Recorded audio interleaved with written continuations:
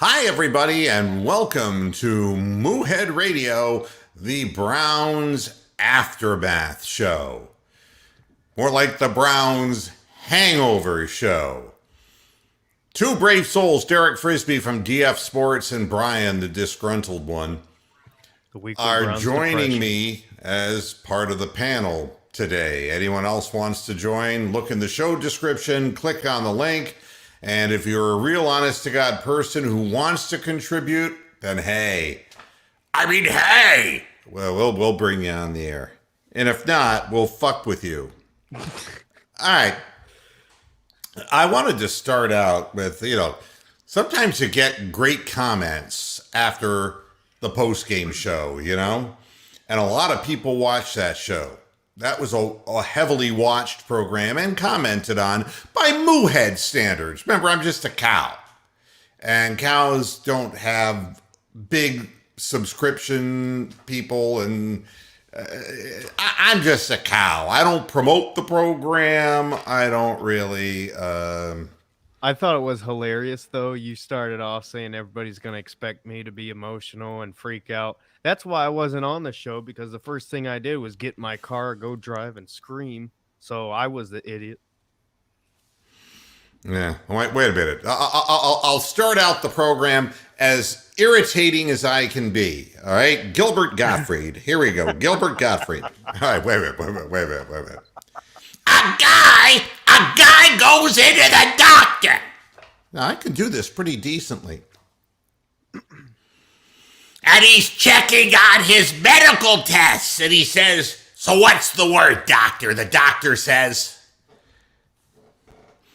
"Well, you've got cancer and you've got Alzheimer's disease." And the patient looks at him and says, "Good thing I don't have cancer." All right.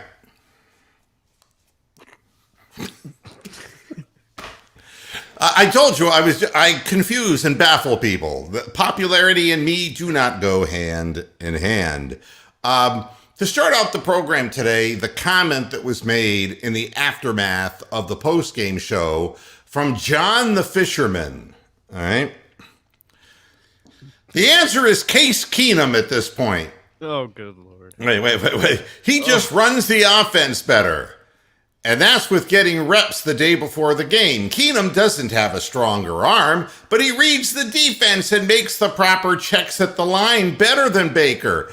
And he throws a more catchable ball because he lets the ball out on time and doesn't have to throw it 90 miles an hour on a 15-yard pass because he missed the window like Baker. He also takes less sacks, too, because of his quick decision-making. Are you talking about Case Keenum, or what Case Keenum have you seen for his career? Good thing I don't have cancer. Guy's got Alzheimer's disease. He doesn't remember. He does not remember anything. So I wanted to start. He must be watching the Houston Case Keenum from college. I don't know. But what I do know is this. Kevin Stefanski had his press conference. And I want to point out something that stands out like a sore thumb. Because everybody knew what he was going to say. I've got to do better. I've got to do better. We all got to do better. I scream. You scream. We all scream for ice cream. Life is a riddle wrapped in an enigma. Whoop the hell, man. So, if any of you, God, it was the same shit. have you ever been to Westerly, Rhode Island? Can we stay on topic, please, Kevin? Well, I gotta do better. I just can't keep pissing in the refrigerator at home. I gotta do better. But I expect that. That's all you're ever going to get out of him. Except when he slips. Except when he proves John the Fisherman completely wrong. They sneaked in this question because one of the things that I said in the post-game show that really irritated me in this game was the pass downfield to Odell Beckham that he tried to hot dog into a one-handed catch, okay? And yes, it was a low percentage throw. But it was the only ball that got thrown down the field, okay? Nothing else got thrown down the field deep. They asked him about the incompletion to OBJ in the fourth quarter. Here is Stefanski's answer. Oh, you're going to love this. The ball was not really designed to go there necessarily. They played a coverage I was not anticipating, and we just did not connect on that. That would have been a difficult catch. And in that brief a glimpse, we see what the problem is. They're not playing against the Browns receivers and against Baker Mayfield and the Browns offensive line. The Steelers and everybody else is playing against Kevin Stefanski. Nobody can audibilize their way, not Case Keenum, not Baker Mayfield, not fucking Tom Brady. No, buddy. Not Aaron Rodgers, for all you still thinking he's coming, which he's not. Yeah. Nobody audibilizes out of Kevin Stefanski's system. And you know something? The ball wasn't designed to go there, but they played a coverage I was not anticipating. What do you have, ESP? What the fuck does that mean? You know, I call the play, and if the defense tricks me, Baker gets the separated shoulder. I gotta do better. Wait a minute. Topaz just had a heart attack. You're wondering what's wrong with the team. It's like he has to guess right every time for the team to win. And poor Baker's up at the line of scrimmage going, Omaha, get me on the next flight to Omaha. I mean, he's looking out there going, uh-oh, this isn't the way it's supposed to look, and I can't change the play. Actually, the code word for clusterfuck should be Albuquerque. Yeah, there you go. I should have taken that right turn at Albuquerque. Yeah. This poor guy, I mean, you think about the offenses that he's had to be in and his years in the NFL. My goodness.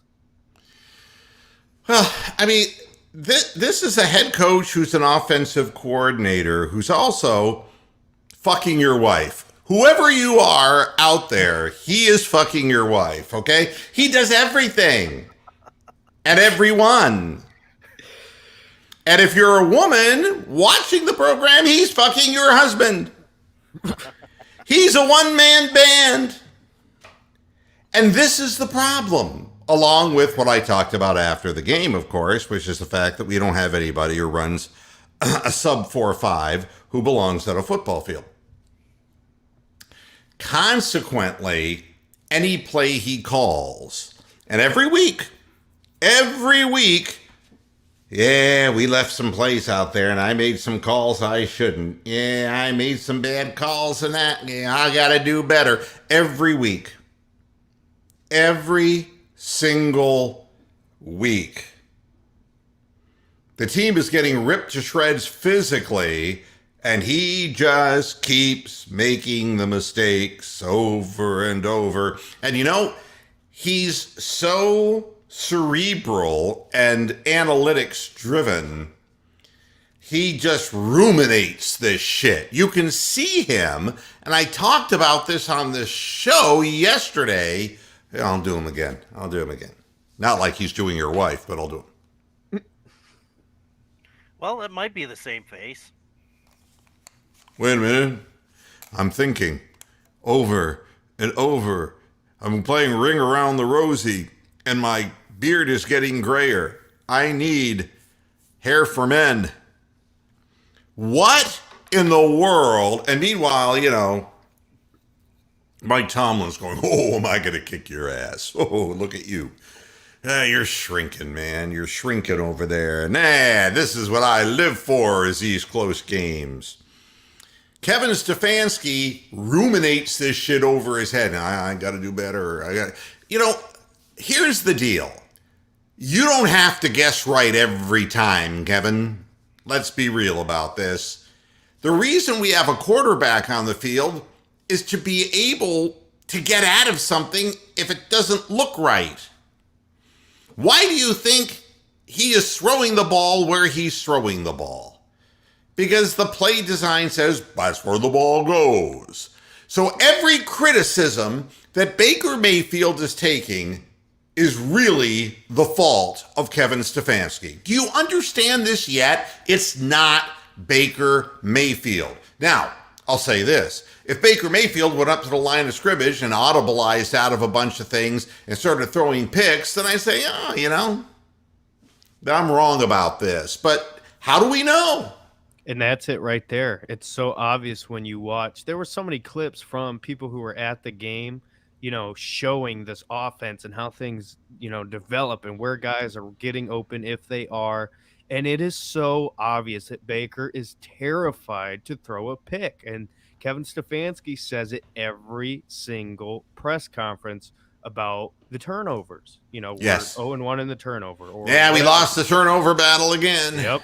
So it's clear that that's what's being preached and beaten into their heads, and Baker in particular, because he's not ripping it anymore. And I think it's that mentality that he's been taught. And now I think he's starting to believe it now. And I think that's a huge, huge problem. Yeah, I mean, the whole press conference was just like, Kevin Stefanski's greatest hits. It's just like a Slim Whitman commercial. It's like, I don't want to hear that again. Oh, Rosemary, I love you. No, please, I don't want to hear that again. I don't want to hear his post-game drivel. I don't want to hear it. You can watch the same one over and over. Same word. We picked the same word. I'll take drivel for the triple word score. Oh, my God. It's like, we know it's your fault. We know. People who are intelligent realize if the quarterback can't audibilize out of, every play is what you call. And if it doesn't work, it's because you picked the wrong play. And when we're scoring 14 and 10 points or 17 and 10 points a week, it's all on you because you came in here as being an offensive guru. And instead, you're an offensive guru. Oh, I'm so sorry, my friend. I have just defecated my pants. God, I mean, what a way to answer questions. It's like, that's not where the ball was supposed to go. It's like, well, where was it supposed to go? Oh, I don't know, because that fucking coverage, I never saw that before. I wasn't expecting that, so I don't really know where it was supposed to go. I just radioed it into Baker. Let him fucking figure it out. Well, it was probably a 12 to 15-yard route, and the fucking Steelers were all over it. So he threw it to Beckham with double coverage, thinking, well, maybe I'll get a fucking pass interference call inside the 5-yard line. That's right. I mean, at that point, it's, anchors away my life. Keith, you're right, I'd rather have him throw a pick with 3 touchdowns in a game, too. But that, obviously, the Ruminator, we got the Terminator. That's what I've been trying to come up with the absolute perfect nickname for Kevin Stefanski. He's the Ruminator. I have to do better. He's the Ruminator. I'm gonna the wheels grinding, He is so focused on mistakes that they're bound to make more of them. I mean, he's going to turn them all into little Kevin Ruminators. That's what he's going to do.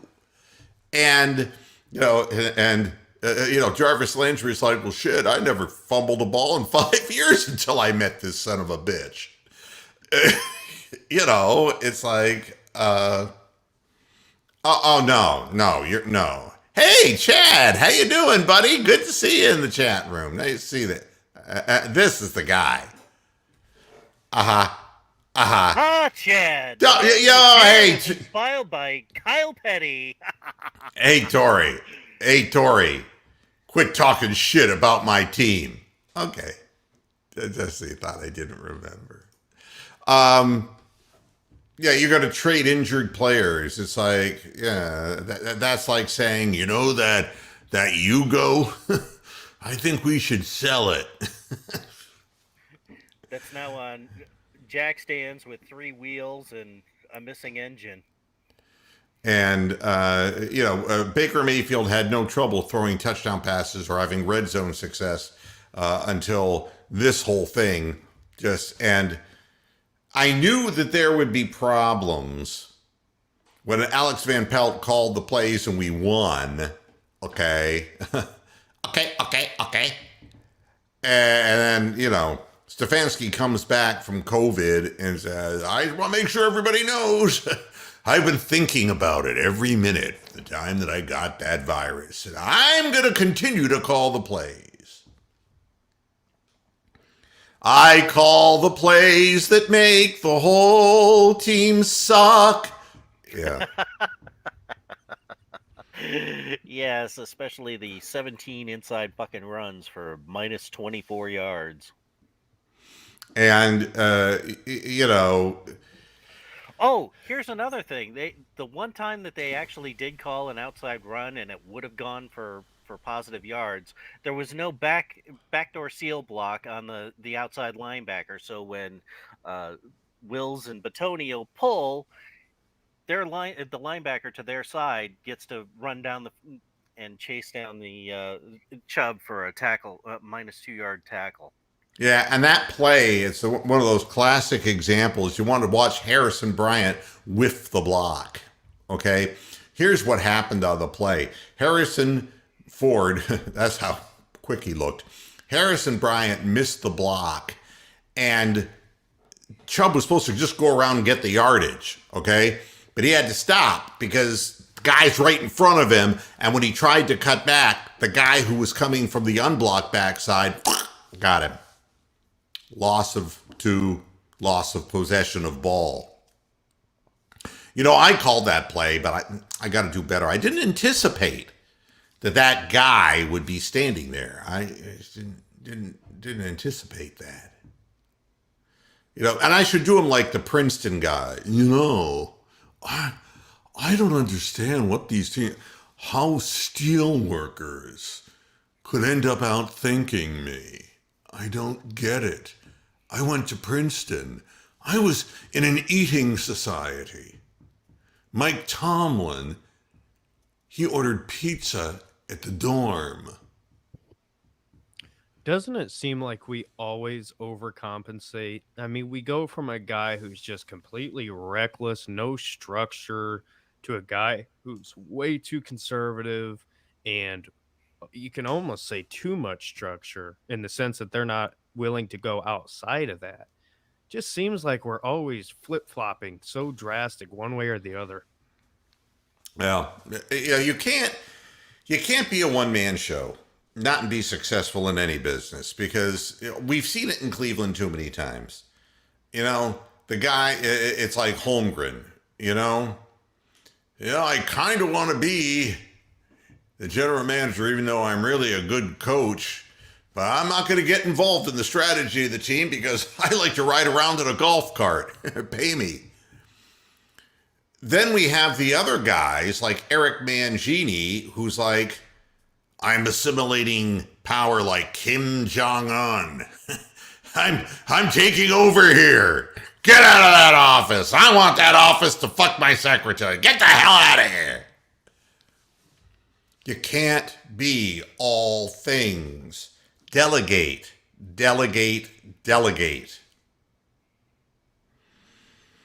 And that's it's heartbreaking to watch a press conference and to see, and I have the transcript in front of me, and the rest of it's just bad enough. I mean, he just, right from the beginning of the thing, I mean, it's like, we did not do enough of the things you have to do to win a game versus a division opponent. You didn't do enough to beat a little league team. We have to own that. We are owning that. Then we have to learn from it. We have to move on for it. That's what's really important with our players, that we dive into it and think some more. You know what? I bet the music that's piped in is doo doo doo doo doo doo doo doo. I got him under pressure. It's goddamn Final Jeopardy. God damn it, I'm under pressure. Stop it. I mean, this guy is like, he's like a hen-pecking wife. I mean, what are you going to do? I mean, it's like, we're going to go over it again this week. The same way we did the week before and the week before and the week before. I know it's my fault, but you're going to be the ones who have to think about it.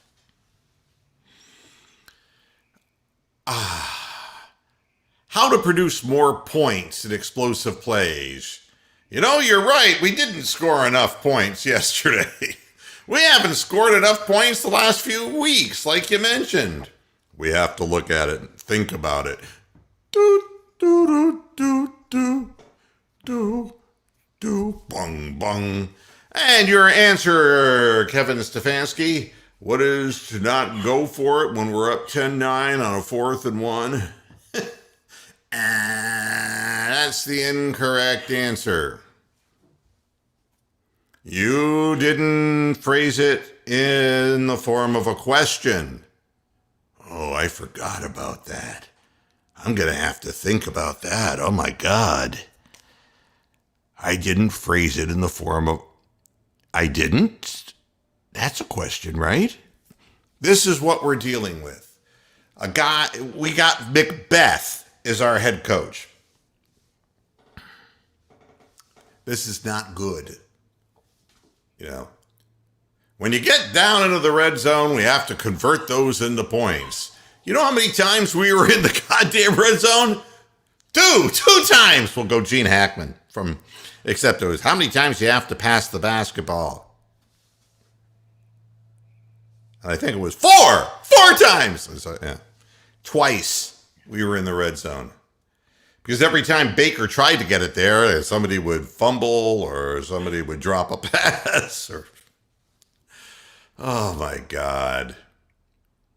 And then, does he stand up for Baker? Nah. Questioning Baker Mayfield's performance yesterday and what led to the struggles in the pass game. We just missed some opportunities is probably the easiest way of putting it. That is where I need to do a better job. I have to put guys in position to go make a play. Instead, I'm putting guys in position where I can butt fuck them. Because I'm a control freak, and I like that shit. Literally, that shit. I hate bosses like this, folks. I work for them.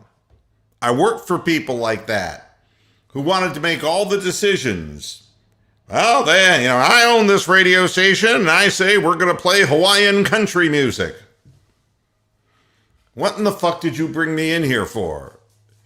What in the fuck am I supposed to do? How am I going to sell advertising on a Hawaiian country station?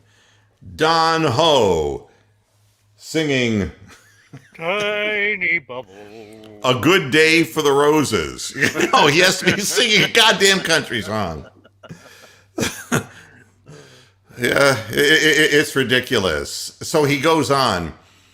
The guys will tell you when there are plays that they want to make them. There were some drops yesterday. That's uncharacteristic. We have to make those plays. And there are plays when I know I can do a better job. We have to take care of it. We have to address it. We have to practice it. But we absolutely have to be better, but we're getting worse. Because he doesn't know anymore what to do. He is Johnny One Note. That's what he is. He's a guy who does things one way, and he ain't going to ask anyone else's opinion.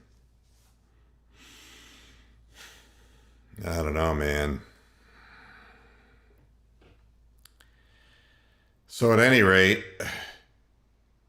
there are going to be people who take the blame. Jarvis Landry, of course, was just distraught after the game, even though he's playing and God knows what condition he's in. He still feels terrible about this whole thing.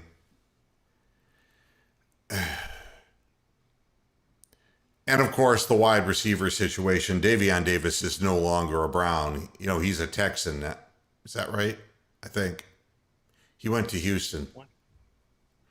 Davion Davis is no longer a Cleveland Brown. We ended up having to replace him on the practice squad, all right, with Lawrence Cager.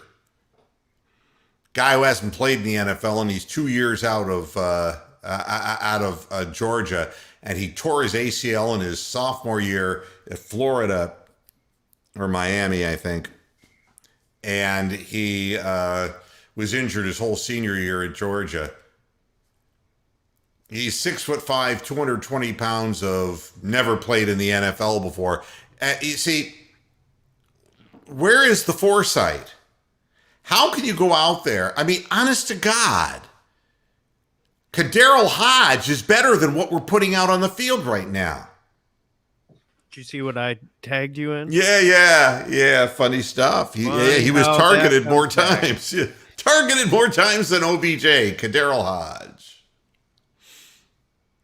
But at least Kadarrell Hodge was bigger, could fight for the ball, and would block people. I don't know what Anthony Schwartz does, but it was ridiculous. I'm watching everybody's taxes. yeah, there you go. Good. You're learning how to play along in the spirit of this game. That's right. You know, I'm baffled. What is it that they saw in Anthony Schwartz? What, you know, and I'm watching, I'm on they Twitter. Saw him run a track contest, whatever you call it, and said, doesn't matter that he can't catch or run routes. He can run fast straight. That's all we need. And T-Tosh is absolutely correct. There was a play, and of all people to put it up, it was one of the Browns sites, like the Orange and Brown Report. And I like the people over there. I do. I don't know who put this video up, but it said, could have been a big one, could have hit a big one on this play. And it was the play where Baker went back to throw, and Schwartz was running a drag pattern down the field about 15 yards and then turned it up the field. Except there's a couple problems with it. One, when you really watch how he's running the pattern, he makes his stop, and instead of bursting and accelerating out of the break, he sees somebody coming over the middle and goes, yeah, and he slows down. Then he tries to start running again, and by then, Baker's like flushed out of the pocket and had to run to the sidelines and get shoved out of bounds and run for his life. Because we got guys, and I'll tell you something else that really bothers me. I don't think Rashard Higgins is trying. I watched the game again, and I'm watching him. It's like, he's not running patterns. The one ball that was thrown, that was supposed to be a back shoulder throw so it wouldn't lead him into, permanent paralysis, he didn't adjust at all. And he just hit the end of his fingers. It isn't that you just jump off sides on 3rd and 7 in the most critical moment of the game. He didn't jump. He strolled. Who strolls offside? Stop and think about it. He thought the play had started. Don't you think you should be getting a burst off the line? Not Rashard. You wonder why he was inactive? He's a head case. He's a problem. And this whole thing is sinking in, and it's spreading. It's not good. I looked at that individual thing 3 times, and he's just like, he walked off sides. And the reaction of Hooper on the other side was, he looked like the silent scream painting. I don't get it. I don't, it's like head not in the game, not trying, not pushing hard. If you're not fast, you better run a good pattern. You got to really accelerate on your brake. You got, Jarvis Landry isn't that fast. Or be a fucking Hoover vacuum cleaner to everything that's within 8 yards of you. Well, I mean, Jarvis Landry's kind of a modern day Steve Largent kind of guy. It's not that he's fast. He doesn't beat you with flat out speed. He runs a sharp pattern, gets out of his brake real quick, and has extremely reliable hands. But, the wide receiver group that we have is a bad group. And it's getting worse because it's rotting from the inside. And that's, I don't know what to tell you except when I call it out when I see somebody's not trying. Which pisses you off even more when you consider that Kadero Hodge was nothing but effort. There you go. I mean, and so is Donovan Peoples-Jones, who's hurt.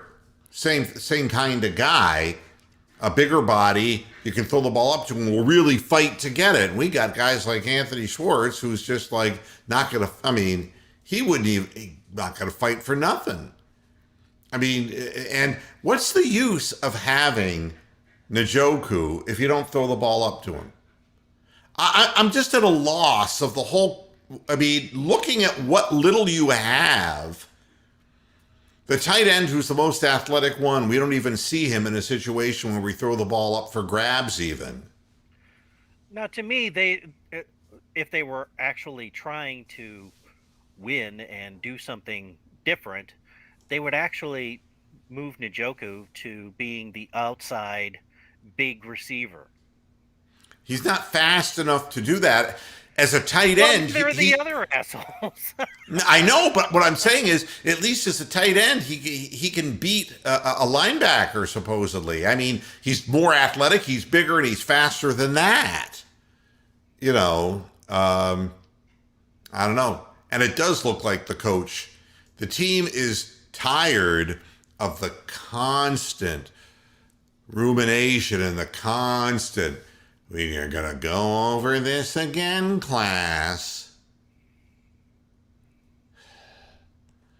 Now, what did we do wrong? We ran the plays that you called. No, we're not starting out that way again this week. It's like a mutiny, man. I mean, I know that I was, I'm just lost. And so is Stefanski, and he's not going to turn the reins over to anyone else. And he is the single-handed suspect in all this. And Baker will have his better days and his worst days. I don't see anybody this morning saying, I mean, I was watching the Tampa Bay game because Tampa was, the home down here in this market. It was shown in our market.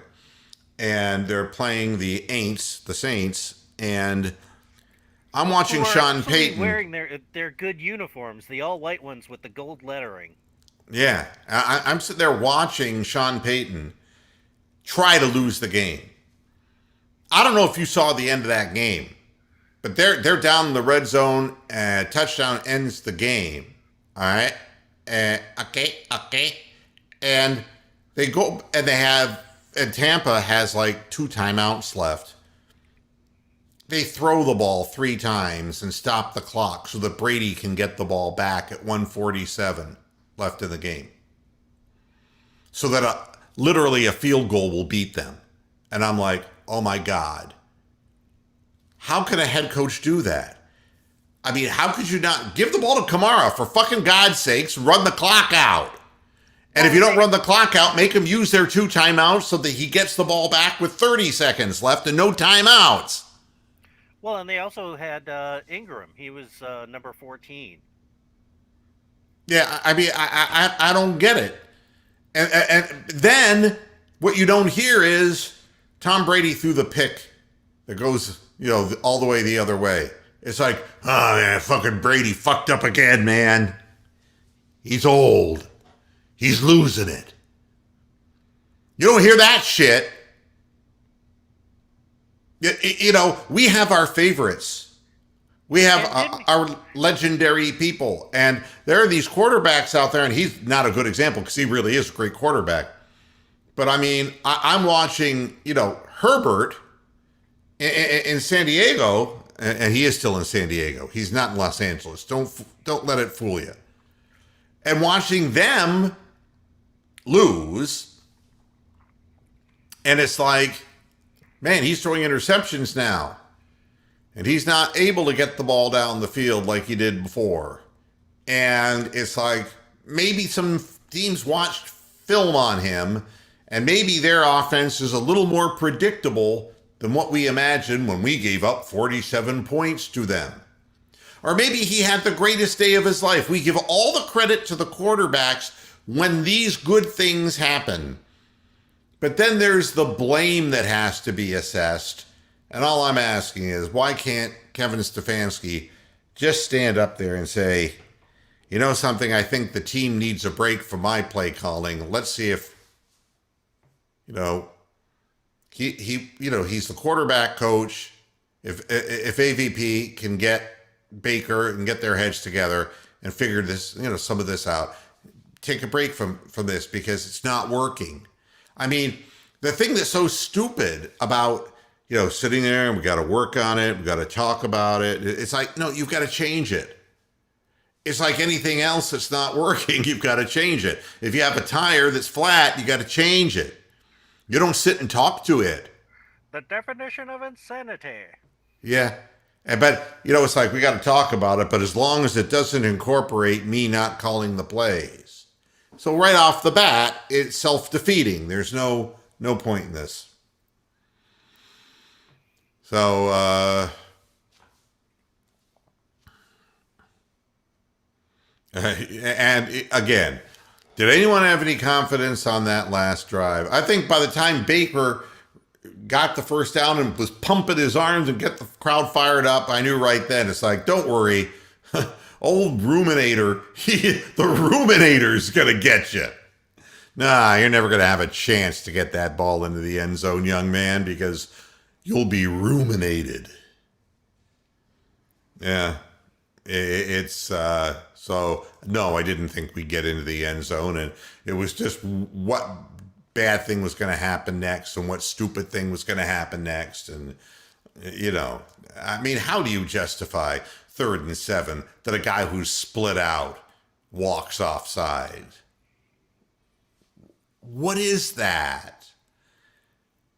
That's somebody, I mean, to me, that is intentionally sabotaging the team. Just like Harrison.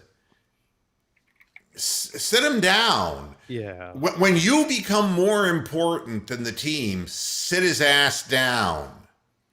He was in for every snap, Harrison, except for 2. They pulled him off the fucking field after he did that stupidity. And that's the second time that he put his team in a quandary. The first time he got thrown out of a game, when we're thin back there.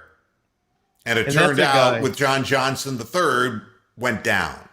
And don't forget, that's a guy who is, at the very best, hoping for a contract extension. I mean, I don't know what you think you're going to get if you make stupid decisions like that repeatedly now. I don't know. I mean, but for all of what we talk about, for all of our disenchantment with what's happening with the Browns, I'm watching other football games and I'm saying, the Tennessee Titans pulled it out and lost their running back for the rest of the year. Derrick Henry is gone. Whether it was the dreaded Liz Frank, the thing that's unusual about this is that he actually played the game. He averaged all of 2.4 yards per carry. And after the game, they had to yank him off and basically said he has what looks like a season-ending injury. And I'm wondering if it's the dreaded Liz Frank. He's getting surgery on the foot, and he's gone. So they had to fight their ass off to win a game that shouldn't have been any problem whatsoever. Sean Payton now knows that Jameis Winston did suffer a torn ACL on a horse collar tackle. So the Saints win, but they lose. And then Tony wouldn't show up on the show today after what happened. Cooper Rush? That's the quarterback who filled in for Dak Prescott, who was supposed to play yesterday, but before the game, they said, nope, he ain't going to be able to play. Fucking Cooper Rush. The only thing that would be worse than that would be being beaten by Jeffrey Rush. Yeah, I mean, or having to listen to a 6-hour Rush concert. I mean, having to listen to Geddy Lee for nonstop. I mean, Cooper Rush, for God's sakes, beat their ass. Mike Zimmer, it's like, and Tony won't come on the show. Won't come on the show because he's crushed by it. I mean, there are teams playing out there, and by the way, the Vikings. Last night I think he was drunker than Chad is right now. So. Oh, I'm quite positive. I mean, and Danielle Hunter, the defensive end, he has what looks like a torn, a bicep? Yes. And so they're saying he gonna be gone. So they lost and they lost. It's teams are losing games they should not be losing. And so the AFC looks like a scrambled mess. How do the Patriots win? How do you let that happen? Two times, Herbert has played against the Patriots and has completed 50% or less of his passes. You think Belichick has his number? But how do you lose these games? How do the Bengals manage to lose to the Jets, who come from behind? Sounds like something Stefanski might do. Come from behind. 11 points down in the fourth quarter. You want to know a statistic for just for the people who are arcane, for people who just ruminate? Do you know that the Jets were 0-38 in the last 38 games that they trailed by more than 10 points in the fourth quarter? Leave it to Zach Taylor. Thank you, Jesus. Now they're just going to be mad and take it out on us next week. But how do you lose that game? Plus we're going to get the harbingers of doom, fucking Nance and Romo. Every fucking national TV game that they've done, the Browns have literally dropped their pants and shit on the goddamn field at the 50-yard line. It's worse than Joe Biden in front of the Pope. I'll be honest with you. The whole thing, everything boggles my mind about the NFL this year. It's like team has an advantage. People saying, the Bengals are the real surprise. They sure were. And they weren't even playing a quarterback who'd never played before. Oh my God, for the Jets. That's their highlight reel for the season. And then there's until the Lions play the Browns and actually manage to get their first win of the season. Oh, don't laugh. But you want to know the funniest thing in the world about the Lions? And not that there's a whole lot funny if you're a Lions fan. So Dan Campbell is the head coach, right? And one of his players said, if we don't get better, we're going to end up 0-17. Right? That'd be the second time for Dan Campbell. He played on the 0-16 Lions team. He did. He was the tight end. He knows all about over seasons. Oh, He's good at it. He's got experience. And he likes spending that Ford money, apparently. Yeah, I just am just at a loss. That's the only proof that the world is in a normal rotation around its axis, is that the Lions lost. And they didn't even show up. They said, oh, we have a chance. The Eagles have lost 3 games in a row, and they're looking mighty bad. It's like, yeah, by the time it got to 41-0, I think somebody was like, mercy rule. And I saw that somebody was asking me a question about, no, I don't like Myles Garrett showing up in costume for his press conference after we fucking lose a game. No, I don't like that. Grim Reaper shit, that's just more stuff that's players being players, and it's a loss of discipline. And I don't like to see that. Yeah, so I know somebody was asking me that. Now Peter Powell's asked me a question. Do you think reduced practice time is leading to more injuries, or do you think it's about the same? You know, early in the season, that would be something that you would look at. You know, what I think the problem is with the NFL is that it's like boxing. It's a cumulative damage sport. And you go into the ring and you have X number of fights and you get knocked out and you suffer a concussion and God knows what else. And you're never the same afterwards. And there's a history of boxers. I watched a fight this last weekend. It was just that way. They put a guy, 31-year-old guy, in with a devastating young knockout artist. And I turned to Roxanne and I said, this is ridiculous. This guy's been knocked out the last 2 times he fought. This guy's done. Sure enough, the fight was over in the first round. Why do they let it happen? Cumulative damage is what happens when you start out the season, Peter, without practice time, all right? And that's when the soft tissue injuries hit. And then they rush you back from the soft tissue injuries and you create compensatory injuries.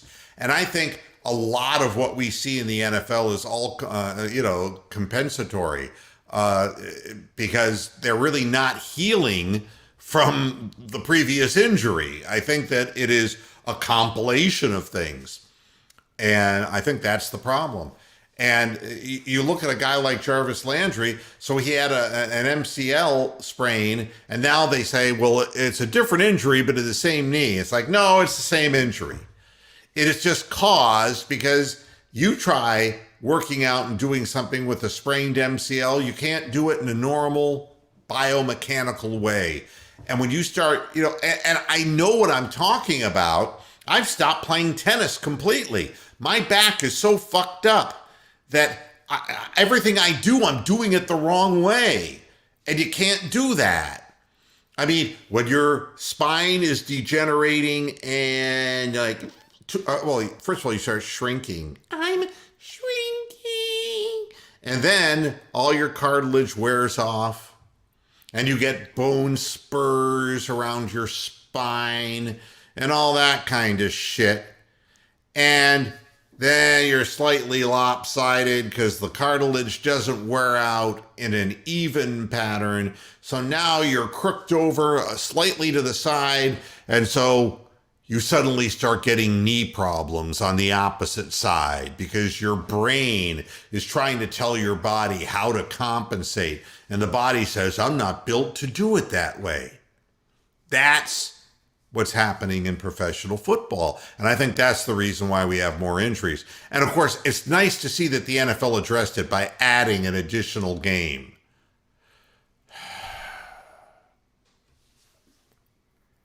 It's just,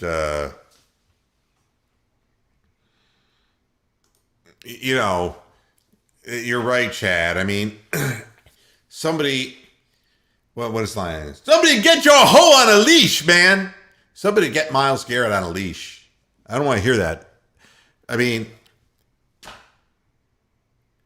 you're supposed to do that when you win. when you lose. I don't know. You think a lot of players will want out? I can name you a few who do right now. 13 should be gone by 4 o'clock tomorrow. There's no excuses. There's no explanation why you wouldn't. Yeah, there might be explanations, but I don't want to hear about it. And will OBJ get traded? You know, For what? Yeah, you're not gonna for nothing. But it doesn't matter. Whatever you get in return is more than he's giving you right now. And I understand, yes, he's a decoy and all these other arguments. But you know what? $15 million to a receiver for 2 targets, 1 reception. Landry, yes, he had drops, but Landry over his time here in Cleveland has been the most consistent thing that's happened to the Browns. Beckham has not. It's time to move on. I'm tired of this same old song and dance thing. And you can wait till the offseason. You can. But I really don't want to because as long as he's here, we're going to have the same discussion. So, you know, you're not going to get anything more from him now than you are in the offseason. And you're going to move on. So and he refuses to get surgery to fix the problem in his shoulders. So he's been playing with dislocated one shoulder. Now he's dislocated the other one. So what the fuck is he doing on a football field? And Upstate Picker's absolutely right. Isaiah Thomas of the Celtics, not of the old Isaiah Thomas of the Pistons, was ruined. Was literally ruined. They allowed him to not get surgery and allowed him to continue playing with cartilage damage and a tear in his hip labrum. Different labrum, part of the body, but a labrum. And he was never the same again. And this is cumulative damage. He could never come back and do things the way he did them before. And he was playing while he was injured. And you could see that he wasn't moving the same way, and it fucked up the rest of his body. And that's, you know, that's how it goes.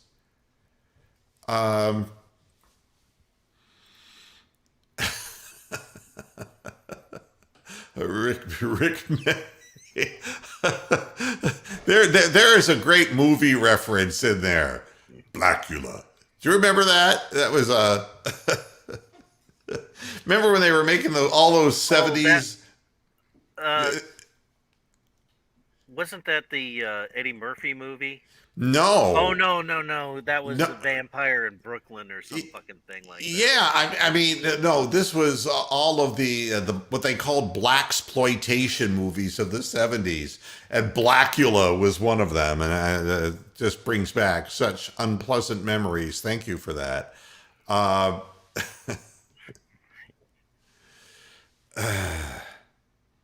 Yeah, that's definitely not the naked 23-year-old Pam Grier memory. Yeah. He's not at 15, he's at 10. But yeah, that's point taken. And if you haven't seen the movie Black Dynamite, Black Dynamite is one of the, and what it was a parody of blaxploitation movies. And it's one Michael of the Jai White was fucking awesome. Awesome. That movie killed me. I mean, I was sitting there laughing so hard at that movie. I thought somebody's got it right. Hooper at $15 million when we have Njoku. Hooper misses the ball the first drive that was an easy walk-in touchdown. Wasn't a perfect pass, but you got to catch that. Ball hits both your hands. You got to catch it. Yeah, it's and he was wearing gloves. He has no goddamn excuse. I don't know. And it's what the amazing deal is. it's amazing how people will still try to make excuses, saying, "Oh, that ball is too high." It hit him dead square in the hands. I mean, what more can you ask for?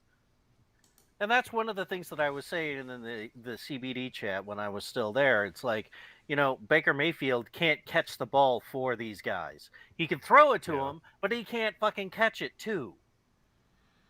So, and I don't know if and he you doesn't saw play a damn down of defense. So, you know, whenever the defense screws up and loses a game, that's not on fucking Mayfield. I don't know if you saw the report earlier today, but as far as the trade deadline, there was reporting out that Barry is looking at receiver and corner. The only thing I'll say there that I think is interesting with that and why I think OBJ could be moved is if they're not going to bring another receiver in unless somebody else is going because there's no room there. I mean, that's why Kadero Hodge was cut. That's why Davion Davis isn't here. So if the Browns make a move at receiver, which again, I don't know, could be Barry just doing his job looking around. But if they do, somebody's going to go. And I really do. Somebody please look at that wide receiver room and tell me who's going to go because Schwartz isn't. They just drafted him. They're not going to give up on him yet. DPJ's not going anywhere. Higgins, I mean, who knows? But I don't see them getting rid of him at this point. So there you go. I mean, those are your options. Something interesting, Derek, that I'm not sure you're aware of. I was not aware of it. You may be because you're more into the nitty grit than I am. The selection of Demetric Felton and his ensuing diminishing role with the Cleveland Browns, and then watching D'Ernest Johnson run for 146 yards. The question was asked, how did it come to a point where D'Ernest Johnson was on the verge of being cut and Demetric Felton was going to walk in and have this allegedly prominent role with the Cleveland Browns? Did you know that D'Ernest Johnson had 2 hernia surgeries in the offseason? No, I did not. Well, there you go. Well, there's your answer, and the answer why Demetric Felton is virtually nowhere to be seen except running across, then running back the opposite way into the flat. That he, for all the talk about, he's learning what Landry does and all this. That running back that took up that spot on the roster deprives us of a better or deeper wide receiver group, and the insistence of keeping, why not put Schwartz on the goddamn practice squad so we can practice running patterns, for God's sakes? Yeah. put him out on the field. He's not ready for that. And I think Felton should be used more as a receiver. I think using him out of the backfield as we have has not been completely to full effect that he could be for this team. Because I think when you look at the guys who have a little bit more speed and, once you get the ball in their hands can go, I think Felton really is, that guy, but they just don't really use him in that role. But like I said, if the Browns do make a move at receiver, if you see the Browns trade for a receiver, expect one to go. That's all I'm going to say. And I tell you what, I've had a gut feeling all day that this is the last day for OBJ on the Browns. I don't know why. I could be wrong. Maybe it's wishful thinking, but I really do just have this gut feeling. So, maybe I'm wrong, but we'll have to see. I don't know. One thing before I go, you're going to notice it just dropped this afternoon, the news that Kevin Love is immediately off of the Cavaliers team for health and safety protocol by NBA standards, leading to the speculation he's got COVID or had a nervous breakdown, whatever. But the health and safety protocols were breached somehow, and it appears that he is not even with the team.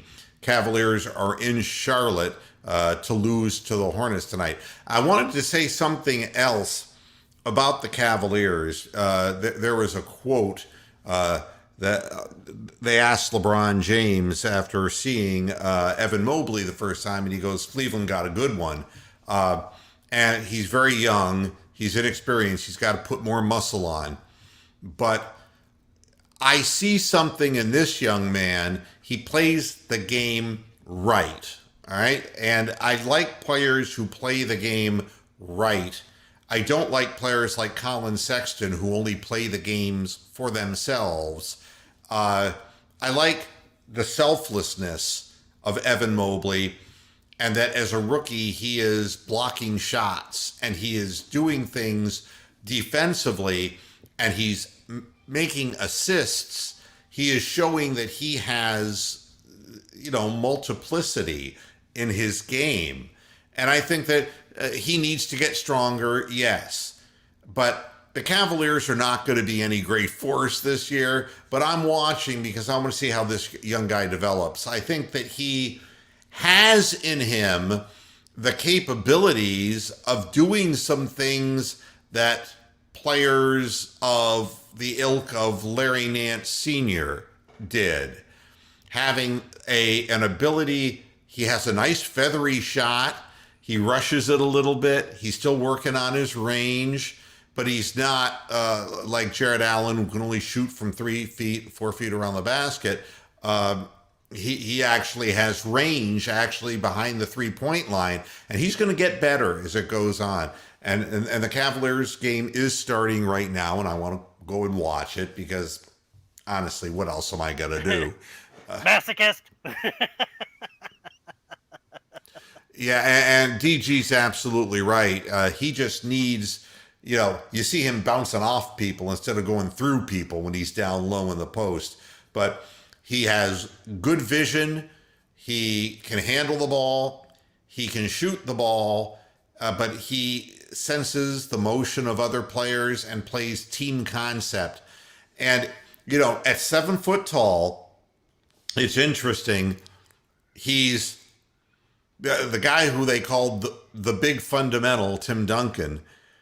Evan Mobley is a guy who looks like he's going to be a real fundamentally sound basketball player.